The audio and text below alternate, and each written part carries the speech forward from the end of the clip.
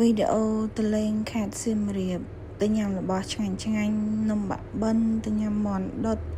ញ៉ាំប្រហុកអាំងលើជ្រុញនៅភូមិប្រដាក់នេះគឺជា vlog ដែលទៅលេងសៀមរាបយូរហើយប៉ុន្តែទើបតែបានកាត់ផុសហើយទស្សនវិជ្ជានៅក្នុងប្រាសាទជិះជុំវិញមានឡានម៉ូតូច្រើនខ្លាំងមែនតើរួមទៅទាំងគេទាំងយើងសិតតែចង់ស្គាល់ដល់យើងទៅច្រើនខ្លាំងណានេះដែរផ្លូវទៅអង្គរវត្តបរិយាកាសជាមួយនឹងទឹកហើយនឹងដើមឈើធំខ្យល់ត្រជាក់ទៅមុខបន្តិចឃើញប្រាសាទអារម្មណ៍ហ្នឹងពិតជារំភើបខ្លាំងមែនតើហើយតម្រាំទៅបានទៅម្ដងមិនលេងទេសិតតែឆ្នាំបានទៅម្ដងតម្រាំតែមានពេលវេលាមានឱកាសមានលុយគឺមិនងាយទេតម្រាំបានទៅស្គាល់យូរបានទៅម្ដងទេទស្សនវិជ្ជាត្រជាក់ភ្នែកអញ្ចឹងមិនប្រកាសថាបានឃើញរហូតទេណាតើមានលុយមានពេលមានឱកាសបានទៅបានដោយសារយើងមិនមែនជាអ្នកខេត្តសៀមរាបយើងខេត្តផ្សេងអញ្ចឹងចង់ទៅលេងតតែមានណាខ្ញុំរៀបរាប់ទាំងអស់ហ្នឹងមិនទៅបានពេលចូលដល់ក្នុងប្រាសាទក្មួយខ្ញុំអត់ភ្លេចទេរបស់លេងទៅដល់ណាក៏គេលេងបានដែរបន្ទាប់ពីដើរប្រាសាទឆ្អែតហើយក៏មកកន្លែងសម្រាកហើយកន្លែងសម្រាកហ្នឹងគេមានអាងទឹកចឹងទៅក្មេងៗនាំគ្នាលេងចំណែកខ្ញុំវិញអត់បានលេងគេទេដោយសារអីមានទងន់ចឹងទៅអត់ហ៊ានចុះទឹកទេខ្លាចល្អល់ខ្លាចអីអញ្ចឹងបានត្រឹមតែអង្គុយមើលគេលេងចឹងឯង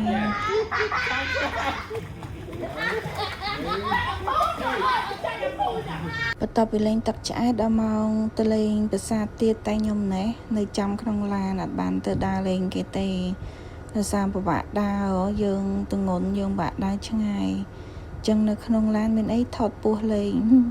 ដោយសារអីពោះរបស់ខ្ញុំនឹងវាចាប់ផ្ដើមលបកវាលមាស់អីទៅទងន់នេះគឺលះបង់សាហាវមុខឡើងមុនសពគ្រប់ចឹងនៅចាំគេក្នុងឡានហ្នឹងដឹងធ្វើអីថតរូបទុកលេងចឹងណាតបពីចេញពីនងមកទៅលេង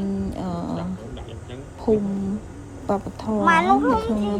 មានចំថៃហើយថៃធំមក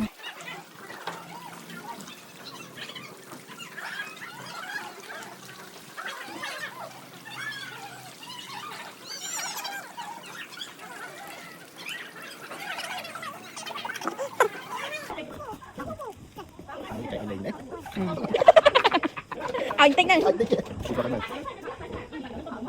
ចេញដាក់ទៅតិចពេកទៅសៀមរាបកុំភ្លេចចូលទិញផ្ការំដួលយកមកចងដៃផងដោយសារស្អាតខ្លាំងណាបងប្អូនអើយដូចខ្សែដៃយើងមិនតែអញ្ចឹងពេលយកមកដាក់លើដៃទៅផ្កាហ្នឹងបើបានទៅសៀមរាបកុំចោលទិញចងដៃទៅដឹងតែធានាស្អាតមកឃើញឲ្យស្រឡាញ់មកណានេះដែរគឺញ៉ាំនំបាក់បិនអូយវាថាក្តៅចែកគ្នាញ៉ាំ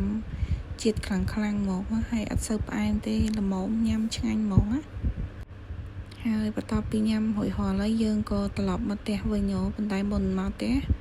ចូលលេងហាងកាហ្វេសិនហាងកាហ្វេហ្នឹងគឺចូលទៅស្រស់ស្រាយមានបាញ់ផ្សែងទឹកមានព្រៃឈើមានទឹកធ្លាក់មានចំត្រីទៅស្អាតខ្លាំងមែនទែនបរិយាកាសរបស់គេក្មេងៗចូលចិត្តខ្លាំងណាស់ដោយសារមានទឹកមានត្រីអីចឹងទៅគឺចូលចិត្តមែនទែនហើយបន្ទាប់ពីយើងដើរមើលហាងកាហ្វេគេគ្រប់កន្លះកលាតហើយយើងអត់ភ្លេចទេកំងកាហ្វេគេយកមកញ៉ាំនិយាយទៅក្នុងហាងកាហ្វេគេគឺស្អាតខ្លាំងមែនទែនហ្មងកាហ្វេលាក់ខ្លួន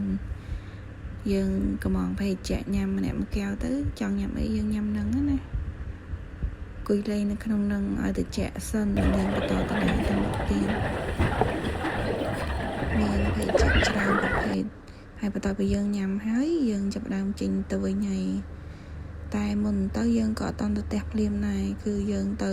លេងប្រាសាទចុងក្រោយផ្លូវមកផ្ទះគឺប្រាសាទបាកងហើយខ្ញុំនៅតែដដែលអញ្ចឹងចាំអង្គុយចាំគេនៅខោអត់បានដើរគេទេដោយសារចុករយជើងយើងមានទងន់អញ្ចឹងបានតាមតែថតគេពីចង្អែងចឹងឯង ចឹងមកលោកដាលេងនៅសៀមរាបគឺមានតែប៉ុណ្្នឹងទេអរគុណបងប្អូនទាំងគ្នាដែលចំណាយពេលមើលវីដេអូរបស់ខ្ញុំណាជួបគ្នាវីដេអូក្រោយទៀត